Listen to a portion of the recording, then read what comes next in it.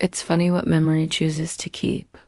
At 60, the landscapes of my life have blurred and softened, the sharp edges worn smooth by time. But some images remain as clear and bright as the day they were forged. They are like old photographs, tucked away in the attic of my mind, their colors still vibrant, their emotions still potent. When I close my eyes, I am 15 again. The year is 2001. The world feels big and full of promise. The digital age is dawning with the screech of a dial-up modem, and the new millennium stretches before us like an unblemished highway. And in the heart of a bustling American city, my family lived inside a perfect sun-drenched snow globe. My father, a soft, fond sigh. My father, Arthur Vance, was the center of our universe. To the world, he was a titan of the construction industry. But to me, he was a creator, a man who spoke of buildings as if they were living things. I remember the rough texture of his callous hands, hands that could command a workforce of thousands, yet could also be so gentle when fixing my brother's broken toys. His integrity was his foundation, his laughter the sound of home. Our home was a penthouse that floated above the city, its windows showcasing a universe of glittering lights, but it was my mother, Eleanor, who filled it with grace. She orchestrated our lives with a quiet, effortless love. It was in the sun of her baking that drifted through the halls, and the classical music she played on the stereo, in the way she'd listen, truly listen, to every word we said. And then there was my brother, Leo. At 12, he was a supernova of energy, all scraped knees and boundless joy. He was my opposite, my shadow, my fiercest protector. While I would spend hours on our bulky desktop computer, exploring the nascent world of the internet, or getting lost in thick fantasy novels, Leo would be living his own adventure, his world defined by the thrill of a baseball game or the challenge of a skateboard trick.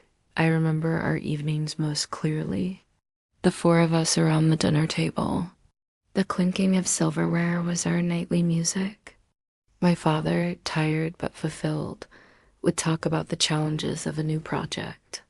My mother would mediate, her smile a gentle beacon. I would talk about a debate in history class, and Leo would regale us with some dramatic tale from his school. It was simple, it was ordinary, and it was everything. We were the Vances, a kingdom of four, built on a foundation of love and trust, housed in a castle of concrete and gold. We were blissfully, arrogantly certain of our own permanence. The arrogance of youth, I suppose, is the most formidable thing of all. You believe your world is made of granite, when in fact it is only made of glass, waiting for the one stone that will shatter it all. And we never, ever saw the stone being raised. Asterisk, a family portrait is a beautiful lie. It captures a single, perfect moment, but it never shows you the fractures hidden just beneath the surface. It freezes the smiles but conceals the secrets. In every picture of the three Vance brothers standing together, they looked like titans, united and invincible. For my father, that portrait was the truth. For his brothers, it had become a mask. My uncles, Richard and Marcus, were always a part of that portrait, but even to my 15-year-old eyes, they felt different. Their suits always seemed sharper, their smiles a little thinner, their laughter never quite reaching their eyes the way my father's did.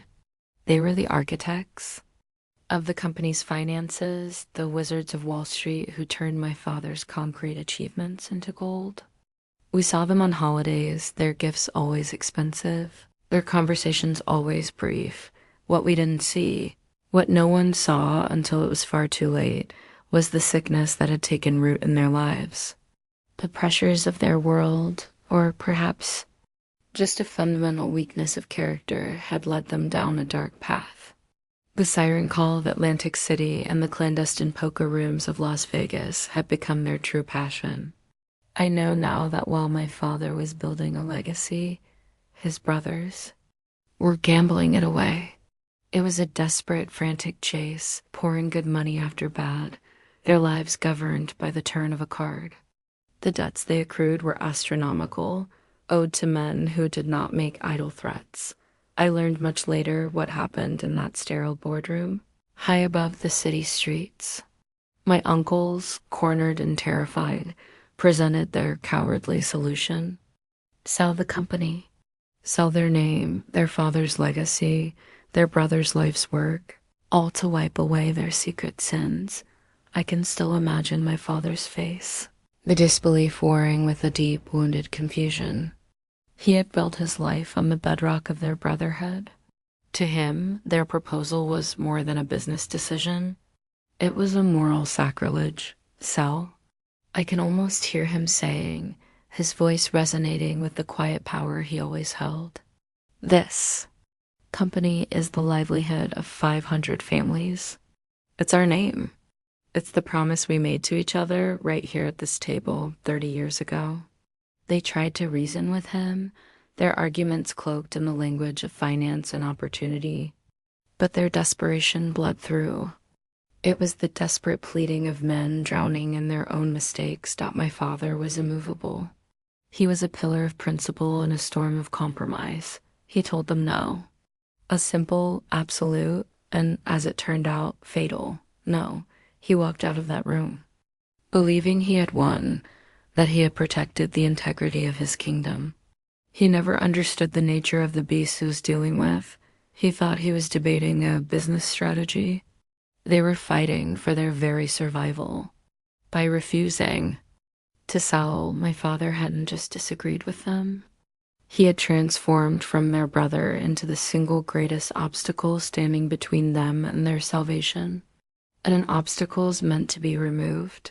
Asterisk, there are moments in life that act as a fault line, a clean, brutal break that separates everything that came before from everything that comes after. Before the world is whole, its colors vibrant. After, it is a shattered landscape, and you spend the rest of your life trying to piece together the fragments. For me, that fault line was a Tuesday morning in October. The news broke like a fever across the city. A catastrophe. A tragedy at the new Phoenix Tower construction site, one of my father's flagship projects. A section of scaffolding had collapsed. From 40 stories up, a cascade of steel and wood that rained down onto the street below. There were casualties. The media descended like vultures, their cameras and headlines screaming words like negligence and tragedy. At home, we huddled together, watching the horrific images on the television screen. I remember my father's face. It was ashen etched, with a profound horror and a deep, personal grief for the men who had died under his watch. He immediately left for the site, his mind already racing, trying to understand how such a thing could have happened. How his meticulous safety protocols could have failed so catastrophically. He never suspected the truth. He never imagined that the failure wasn't in his protocols, but in his own blood. The betrayal was a masterpiece of cold, calculated cruelty. My uncles, Richard and Marcus, moved with venomous speed. They had spent months laying the groundwork. They had bribed a site, foremen to sign off on falsified safety inspections. They had swapped out high-grade materials for cheaper, substandard ones on one small, critical section of the scaffolding. And they had created a paper trail, a series of forged memos and altered emails that led directly, irrefutably to my father's desk. They played their parts perfectly. They stood before the cameras, their faces masks of sorrow and shock, speaking of their devastation and their full cooperation with the authorities. And then, with the precision of assassins, they delivered the killing blow. They handed over their fabricated evidence, suggesting that their own brother, Arthur, in a desperate bid to cut costs and meet a deadline, had personally ordered the changes that led to the collapse. The trial was a public crucifixion. I was 15, sitting in that cold, cavernous courtroom between my mother and Leo, I felt like I was watching a play, a grotesque work of fiction where my father was cast as the villain. I watched as men he had known for years, men who had eaten at our table, walked to the stand and lied, their eyes never once meeting his. I watched as lawyers twisted his words, turning his dedication into obsession, his confidence into arrogance, and I watched my father. He sat there, his shoulders unbowed, his dignity his silent, defiant shield. But I could see the bewilderment in his eyes, the deep, agonizing wound of a man trying to comprehend how the world he had built on trust and honor could suddenly turn on him with such viciousness. He was a titan, but he was being dismantled, lie by lie, in front of the entire world. The final sound I remember was the sharp, definitive crack of the judge's gavel. It was a sound that didn't just end the trial. It shattered our lives. It shattered my mother's spirit. It shattered my brother's innocence, and it shattered my father's heart. 20 years. The words echoed in the sudden, suffocating silence of the room. 20 years. A lifetime. My father closed his eyes just for a moment, and in that moment, I saw the Titan fall. In the stories, the verdict is the end. The hero is vanquished, the villain triumphs, the curtain falls. But in life, the verdict is only the beginning of a different kind of punishment. My father was sent to a prison of concrete and steel, his days measured by the clang of iron doors and the tolling of bells. My mother, Eleanor, was confined to one far worse, a prison of silence and shame, with walls built from grief itself dot in the weeks that followed the trial. Our name, the Vance name, once a synonym for success and integrity, became a curse. It was whispered in grocery stores, spat out in newspaper. Headlines. Former friends would cross the street to avoid us, their faces masks of pity or contempt. The beautiful world we had known peeled away like old paint, revealing something ugly and hostile underneath. Our penthouse, once a sanctuary of light and laughter, became a mausoleum. The silence was the loudest sound I had ever heard. My mother, the vibrant, graceful heart of our family, began to disappear before our very eyes. She was the withering flower of my memory. She would sit by the vast windows for hours, not seeing the city below, but staring into a void only she could perceive. The light in her eyes dimmed until it was extinguished completely. She stopped eating. She stopped speaking. She was a beautiful porcelain doll from which the life had been stolen. Leo and I became her caretakers, children forced to be parents. I was 15, trying to coax my own mother to take a bite of toast. Leo, only 12, would try to make her smile with his old jokes, his voice unnaturally loud in the suffocating quiet, until he would give up and retreat to his room, the sound of his muffled sobs a terrible counterpoint to our mother's silence. We were losing her. We were losing her, and we were utterly, terrifyingly helpless to stop it. The final pillars of our old life crumbled to dust. The uncles, having secured their prize, liquidated the company's assets. The money was gone. The penthouse was sold. We were adrift. The decision was made for us. We were to be sent away, to live with our maternal grandmother in a small, forgotten house in the countryside, hundreds of miles from the city that had built us and then destroyed us.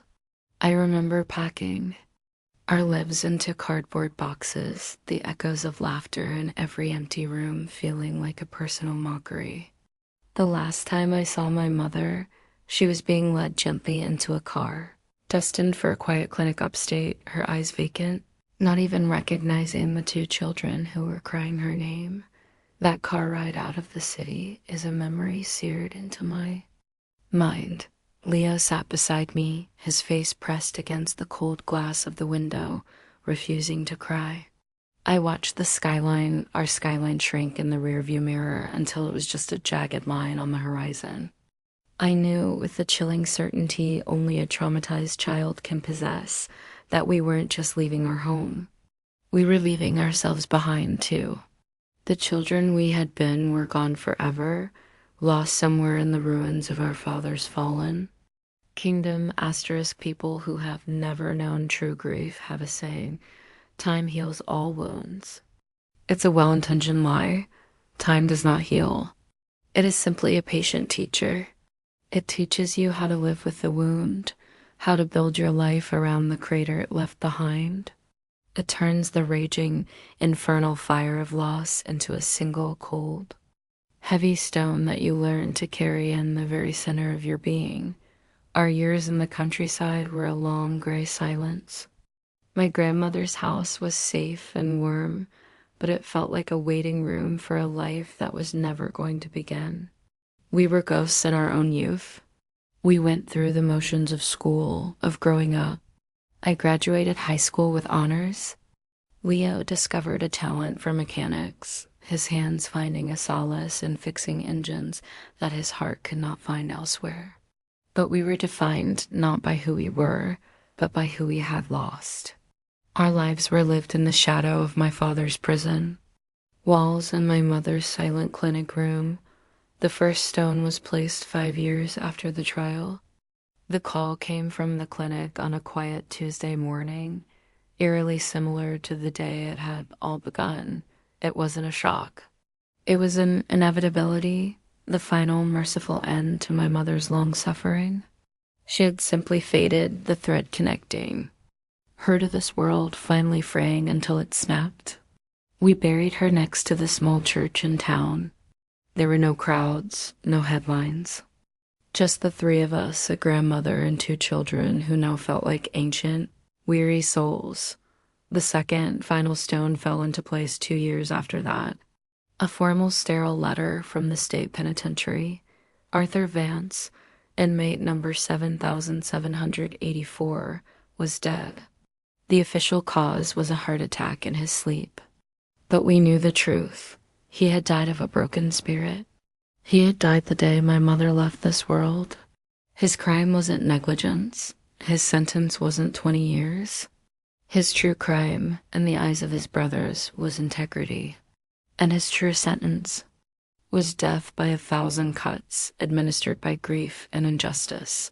That night, after my grandmother had gone to bed, Leo and I sat on the rickety porch swing, the cool night air wrapping around us. We were orphans now. The last ties to our old kingdom had been severed. All that was left was the searing injustice that had taken everything from us. I looked at my brother. He was no longer a boy. The grief of the last 7 years had carved new lines into his face, forging a man in its cruel fire. The sorrow in his eyes, the deep well of pain that I knew so well, was different tonight. It was glinting with something new, something hard and sharp, like obsidian. I knew he saw the same reflection in my own eyes, that no words were necessary. We had cried all. The tears we had. Rage was a luxury we couldn't afford. In the shared, profound silence of that night, under a sky full of indifferent stars, we made our vow. It was not a promise of vengeance screamed into the wind. It was a covenant of justice forged in the cold, quiet center of our souls. It was a promise to our parents' memory that the truth would have its day, the scales would be balanced. Grief had hollowed us out. We were nothing but an emptiness filled with purpose, and we would spend the rest of our lives making our uncles pay for what they had done. We were young, we were alone, and we were infinitely patient. Asterisk. There is a beautiful, dangerous arrogance that comes with a righteous cause. When you are young and have been wronged so profoundly, you believe your purpose is a sword, sharp and true, capable of cutting through any obstacle. You believe that the purity of your mission will be self-evident, that the world will naturally bend towards the light of the truth you carry. It took my brother and I years of painful education to learn that the world does not bend towards the light. It bends towards power. And power we had none after our silent vow that night on the porch. Our lives were infused with a singular burning focus. I pursued a law degree not as a career, but as an apprenticeship in warfare. The law library became my training ground. I spent countless nights under the pale fluorescent lights, surrounded by mountains of books, my coffee growing cold beside. I wasn't just studying contracts and torts. I was dissecting cases of corporate fraud, searching for precedents, for legal loopholes, for any weapon I could find. I was learning the language of my enemy so that one day I could use it to dismantle them. Leo, meanwhile, took a different path. He dove into the world that had been stolen from us. He didn't seek a management position. He started at the bottom. He worked as a laborer, a steel worker, a foreman's assistant. He wanted to feel the grit and the grain of the industry under his fingernails. He learned the rhythms of the worksite, the unspoken codes of the men who built things with their hands. He was learning the truth of our father's world, a world my uncles had only ever viewed from the safety of a distant boardroom. We were sharpening our blades in the dark, preparing for the day we could finally step into the light. That day came when I was 25, a newly minted lawyer with a fire in my belly. Our first offensive was a campaign of ghosts, an attempt to rally our father's former allies. We started with a man named Daniel Peterson, the former general counsel for Vance Construction, a man my father had mentored and promoted, a man who owed his entire career to Arthur Vance. I met him in his new office, a vast space of glass and polished mahogany on the 50th floor of a downtown skyscraper. He greeted me with a warm, practiced smile, offering condolences that felt hollow and rehearsed. I laid out my case calmly, logically, presenting my initial findings, my belief that the evidence in my father's case was manufactured. His smile never faltered, but his eyes grew cold and hard. "Olivia," he said, his tone condescendingly gentle, like a father speaking to a naive child. "I understand your pain, I truly do. But you're digging up bones from a graveyard that needs to stay sealed. These records are protected by a corporate privilege. The key players are gone, and frankly, the statute of limitations has long since passed. You are chasing a ghost." He leaned back in his plush leather chair, a portrait of untouchable power. "Let it go, kid, for your own good. Some things are better left buried." The door to my father's past was slammed shut in my face. Leo fared no better.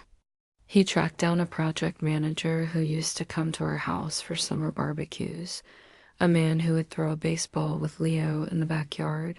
He found him managing a small suburban development. At first, the man was overjoyed to see him, clapping him on the back, asking about his life. But the moment Leo mentioned the Phoenix Tower, the man's face went pale. His warmth evaporated, replaced by a raw, naked fear. He stammered excuses, his eyes darting around the empty street as if assassins were lurking in the shadows. "I can't help you, Leo," he whispered, his voice trembling. "I have a family, I have a mortgage. Please, don't ever come here again." He retreated into his house and locked the door. Everywhere we turned, the story was the same. A world of closed doors, a fearful silence, of men who chose their comfort over their conscience. It became clear our uncle's influence was not a memory. It was an active, suffocating presence. We learned that a righteous cause without power is just a beautiful, tragic story. We were two orphans shouting into a hurricane, and the world was not listening. We were utterly, devastatingly alone. Asterisk defeat is a brutal but effective teacher. It strips you of your youthful arrogance and forces you to see the world not as you wish it were, but as it truly is. That year of closed doors and cold shoulders broke something in us. Our righteous fire had been reduced to a pile of cold ash. For months, Leo and I existed in a heavy silence, the unspoken question hanging between us: had we made a foolish, childish vow? Were we destined to be nothing more than a tragic footnote in our family's history? The weight of our failure was immense, a physical presence in our small apartment. It was only when we had been truly broken that we could be rebuilt. Hope, when it finally came, was not a lightning strike. It was a faint flicker found in the most unlikely of places. One rainy afternoon, feeling adrift, I found myself going through a dusty box of our father's old belongings that our grandmother had saved.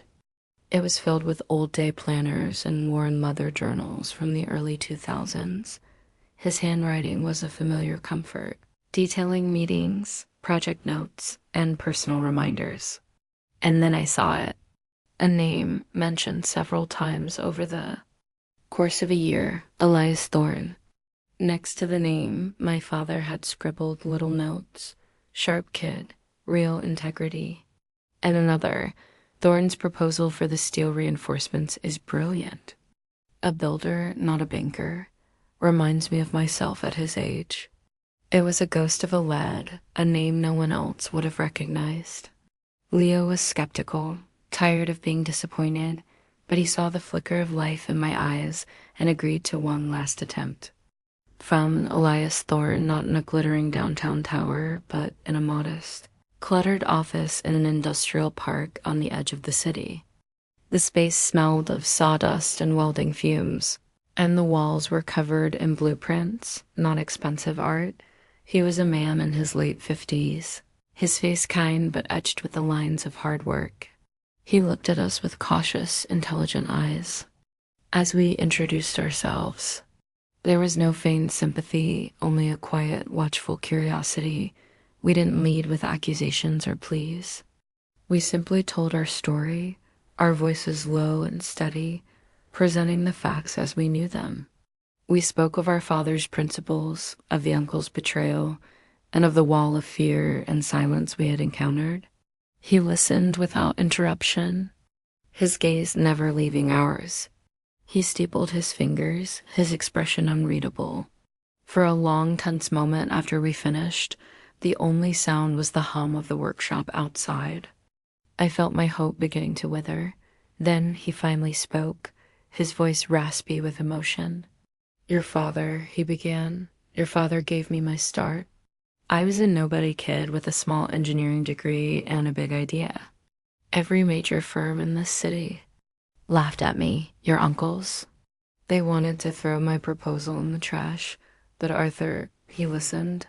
He sat with me for 3 hours, and at the end, he looked me in the eye and said, 'The most important thing we can build is a person's future. I'm giving you a chance. Don't make me regret it.'" He leaned forward, the caution in his eyes replaced by a fierce, protective fire. "I have spent the last 30 years trying to live up to the faith that man put in me. His reward was to have his name destroyed by those two jackals, a wave of relief so powerful it almost brought me to my knees washed over me. It was the simple, profound catharsis of being believed. Fighting them in a courtroom is impossible," Mr. Thorne continued, his voice now sharp and strategic. "They own the lawyers, they own the narrative. You tried to knock on the front door, and they laughed at you. So we stop knocking, we find the back door. We find the cracks in their foundation. We learn their secrets, their finances, their vices. We will not fight them with honor, because they have none. We will fight them with information, with patience, and with the truth they have spent 20 years trying to bury. This will be a long, quiet war, fought in the shadows. Are you ready for that?" We both nodded, a new, stronger resolve settling over us. It was no longer the blind vow of grieving children. It was a strategic alliance. It was a plan. My uncles had inherited my father's company, his wealth, his position. But in that small, dusty office, I realized Elias Thorne had received my father's true legacy, his integrity. And in the end, that was the only inheritance that would matter. Most people think of justice as a lightning bolt, a sudden, dramatic strike from the heavens. That is a fantasy. True, patient justice is not a bolt of lightning. It is the slow, inexorable advance of a glacier. It moves inch by inch, year by year, powered by an immense, silent weight, grinding down everything in its path. For the better part of a decade, my brother and I became that glacier. Our war room was a small, windowless office in the back of Elias Thorne's workshop. The air smelled of ozone and old paper. The walls were not filled with memories of our family, but with the architecture of our revenge. Corporate flowcharts, financial timelines, photographs of my uncles and their business associates pinned to a corkboard like specimens. It was a grim sanctuary, a place where our grief was finally channeled, refined, and weaponized. Elias was our general. He taught us to smother our rage and convert it into a cold, dispassionate focus. Passion makes you predictable, he would tell us, his voice a low rumble. We will be methodical. We will be invisible. We will wait for the perfect moment, and then we will become unforgettable. My role was the silent hunt for information. On paper, I was a quiet, mid-level paralegal at a downtown firm, but my real work began at night. With funding from Elias, I built a new identity online, a freelance financial investigator. I learned the art of data mining, of tracing money through the labyrinthine world of offshore accounts and shell corporations. For years, it was a frustrating search through digital haystacks. Then, one night, I found the first thread. A shell corporation registered in the Cayman Islands used to purchase a luxury apartment in Miami. The ownership was hidden, but the property taxes were being paid by a subsidiary account that, after 3 more layers of obfuscation, led directly back to a holding company controlled by my uncle. Richard. My heart hammered in my chest. This was it. The first crack in the foundation. From there, more threads appeared.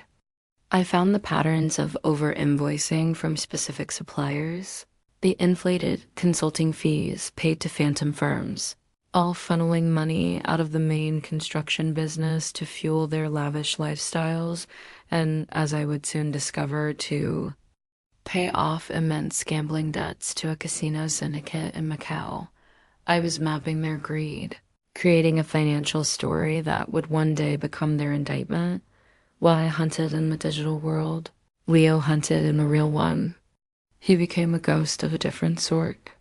On Elias's advice, he never sought work directly with our uncle's company. Instead, he took jobs with their major subcontractors, the companies that supplied their steel and concrete. He was just another face in a hard hat, a quiet, reliable worker who was quick to buy the first round of beers after a long shift. And as the beer flowed, he listened. He listened to the old-timers grumble about the declining quality of materials. He listened to them talk with nostalgic fondness about the old days under Arthur Vance. He was patient, never pushing, just becoming part of the fabric of their world. And then one evening, he heard the name he was waiting for. A disgruntled foreman mentioned the man who had been in charge of the Phoenix Tower, say, a man named Peterson, who had taken the blame for a minor infraction, been fired, and then mysteriously came into a large sum of money a year later, moving to Florida and disappearing. Leo had found our witness. He didn't know where he was, but for the first time he had a name. Years bled into one another. We lived and breathed the mission. Our own lives, friendships, relationships, dreams were all put on hold, sacrificed. For this one all-consuming purpose, we were moving inch by inch, gathering our evidence brick by brick. My uncles, in their towers of glass and steel, had grown comfortable. They had grown arrogant. They had long since forgotten about the 2 orphans they had exiled to the countryside so many years ago. They had forgotten about us, and that, I now know, was their most fatal mistake. Asterisk in the game of chess, the final move is often the quietest. It isn't the dramatic clash of a rook or a queen. It is the small, fatal advance of a pawn that seals the board. They call it checkmate. It's a word that signifies not just the end of the game, but the absolute inevitability of that end. Outcome guaranteed by a dozen calculated moves made long before the king finally falls. After nearly 2 decades of silent preparation, our game had reached its final. Inescapable moves. The first move was not made in a courtroom, but in the chaotic world of information. Guided by Elias, we didn't take our evidence to the authorities, where my uncle's lawyers could bury it for years. Instead, we leaked it. The entire meticulously compiled dossier of financial fraud, the shell corporations, the laundered casino money, the inflated invoices was sent in an anonymous, encrypted package to a famously relentless investigative journalist at a national newspaper. The result was a firestorm. The story broke on a Monday morning, an expose of corporate greed and corruption that sent shockwaves through the financial world. The stock of our uncle's company plummeted. News vans camped outside their headquarters. And within 48 hours, the SEC and the FBI, forced by the public outcry, launched a full-scale federal investigation. My uncles were blindsided, caught in a public relations nightmare they could not control. Their army of lawyers suddenly powerless against the court of public opinion. While they were reeling, Leo and Elias made the second move. They flew to a sleepy retirement community in Florida, a place of manicured lawns and endless sunshine. They found the foreman, Peterson, living in a comfortable house bought with the blood money he had taken so long ago. He was an old man now, his health failing, his face a roadmap of guilt. He was terrified when he saw them, but Leo didn't approach him with threats. He approached him as Arthur Vance's son. I have the scene in my head as Leo described it to me later. Him sitting across from this trembling old man, not speaking of legal immunity or witness protection, but of honor. He showed Peterson an old, worn photograph of my father, smiling on a worksite. "This was the man you helped them destroy," Leo said, his voice quiet, devoid of anger, which made it all the more powerful. His name was Arthur Vance. He believed in building things that last. He believed in you. You've had to live with what you've done for 20 years. You have one chance, right now, to build something that will last for the rest of your life. The truth. That was what broke him. Not fear, but the memory of my father's faith in him. He agreed to testify. The final move was against the bond between the brothers themselves. With the federal investigation tightening its grip, and the news that the Phoenix Tower case was being reopened with a new witness, their lifelong alliance, already corroded by greed, shattered completely. Elias, using discreet channels, fanned the flames. He leaked a falsified bank statement to Richard's legal team that suggested Marcus was hiding millions in a personal offshore account. He then fed a rumor to Marcus's camp that Richard was preparing to offer him up as the sole conspirator in exchange for a deal. It was brutally effective. Their decades of shared guilt turned into vicious, paranoid distrust. They turned on each other like cornered rats. The final day in court was surreal. It was the same room where my father had been condemned, but the air itself felt different. My uncles, Richard and Marcus, sat at separate tables, their faces haggard, gray, and full of hate for one another. They looked not like titans, but like what they were, old, frightened, selfish men. When Peterson took the stand, his voice weak but his words clear, confessing everything, the final piece fell into place. Faced with the evidence and their own mutual betrayals, their defense crumbled into dust. The judge's voice was steady as he read the verdict, finding them guilty on all counts, and, most importantly, formally exonerating Arthur Vance of any and all wrongdoing in the Phoenix Tower tragedy. His name was cleared. The truth, after 20 years buried in darkness, had finally been brought into the light. The gavel fell. Checkmate. But as it did, I felt no surge of triumph, no cry of victory in my soul. I only felt the sudden, crushing weight of an absolute, echoing silence. The silence of a war finally, truly being over. Soldiers who return from a long war often speak of the silence. After years of noise, of focus, of the singular, clarifying purpose of survival and victory, the sudden stillness of peace can be the most deafening sound of all. For 20 years, Leo and I had been soldiers in a war only we knew we were fighting. Our entire identities had been forged in the crucible of that mission. The day after the verdict, we woke up for the first time in our adult lives in a world without an enemy, without a purpose. We were adrift in the quiet, disorienting sea of victory. There was only one place to go. We drove for hours, leaving the city and its ghosts behind us, returning to the quiet country town where our grief had first taken root. We went to the small cemetery on the hill. We had made the arrangements weeks before. My father's remains had been moved, and a new simple granite headstone now stood where 2 had been before. It read, Arthur and Eleanor Vance, reunited at last, their honor restored. We spent the entire day there. The autumn sun was warm on our faces, the air crisp and clean. We didn't just place flowers and leave. We brought a bucket of water and soft cloths, and together, in a comfortable, practiced silence, we washed the stone, our hands tracing the letters of their names. It was a simple, loving act of service, a final goodbye we had been denied for 2 decades. We didn't speak of the trial, or of our uncles, or of the long, dark years. We spoke of the before. I reminded Leo of the time our father tried to build him a ridiculously elaborate treehouse and nearly fell off the ladder. Leo reminded me of how our mother would hum slightly off key when she was baking on Sunday mornings. We unearthed the small, happy memories that had been buried under the rubble of the tragedy, polishing them like forgotten jewels until they shone again.